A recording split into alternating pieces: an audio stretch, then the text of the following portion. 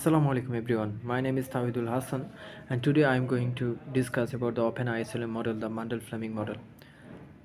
The two developers of this model are Robert Mundell and J. Marcus Fleming. This model follows Keynesian tradition.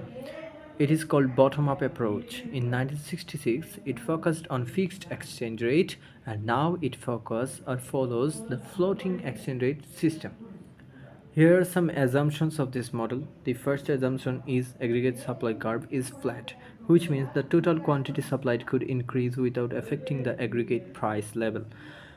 The next one is the purchasing power parity does not hold, which means the exchange rate between two currencies is not equal to the ratio of average price level between two countries. The size of current account surplus depends on the real exchange rate and negatively on real income. When real income increases, the current account follows deficit, and when the real exchange rate increases, the current account follows surplus. Exchange rate is expectation is static, which means there is no future expectation of change in exchange rate. Capital mobility is less than perfect. There is no perfect mobility of capital, the perfect flow of capital. The capital mobility is shown by the external balance schedule EBS, and K is equal to K into IH minus IF is equal to KI. Here IH is the home interest rate and IF is the foreign interest rate, and the derivative of K is always greater than 0. The balance of payment locus BOP equilibrium is obtained when flow of capital across the exchanges is just sufficient to finance the current account deficit or absorb the surplus. BYR plus KI is equal to 0, which means when current account is following a deficit, the flow of capital will fund the deficit, and when the current account is following a surplus,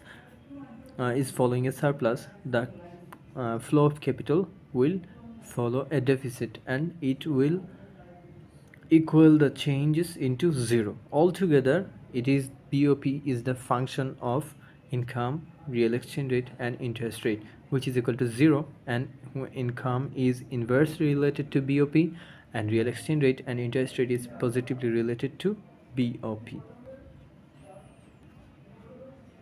The next slide is terms of trade line. This line plots the combination of income and exchange rate, and it is upward sloping. The right side of the TT line is current account surplus and the left side follows the current account deficit. The next line is BOP line, and the right side is BOP surplus and the left side is BOP deficit, and this line plots the combination of income and interest rate.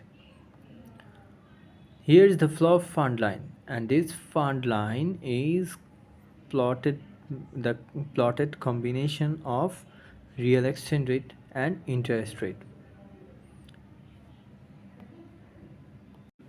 Now we will discuss the monetary expansion under floating rates in the Mundell-Fleming model. In this case, monetary expansion initial equilibrium occurs at point A.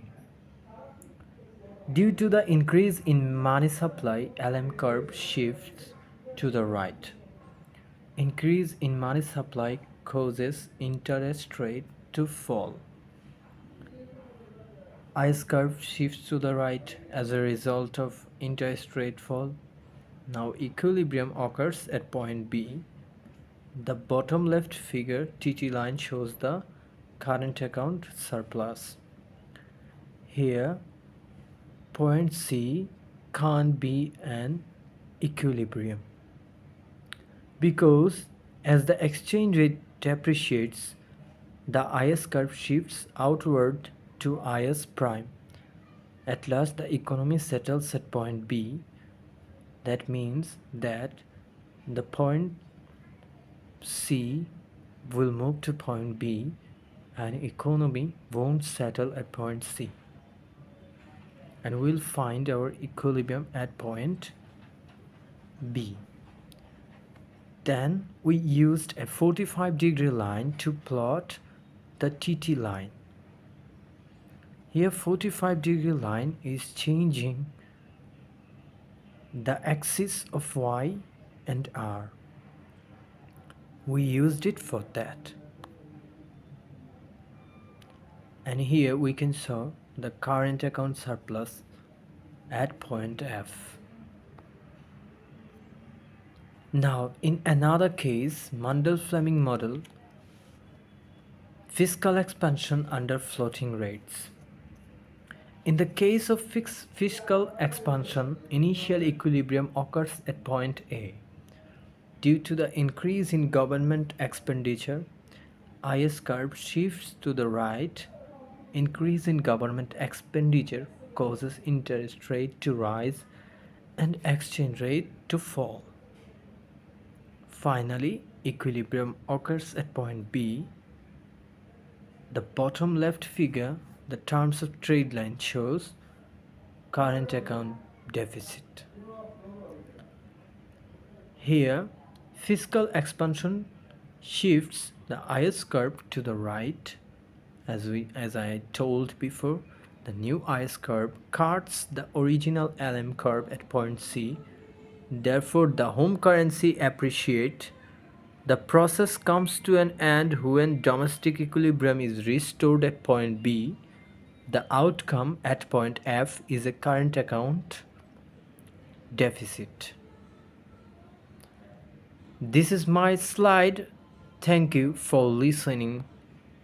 Please do subscribe to my channel.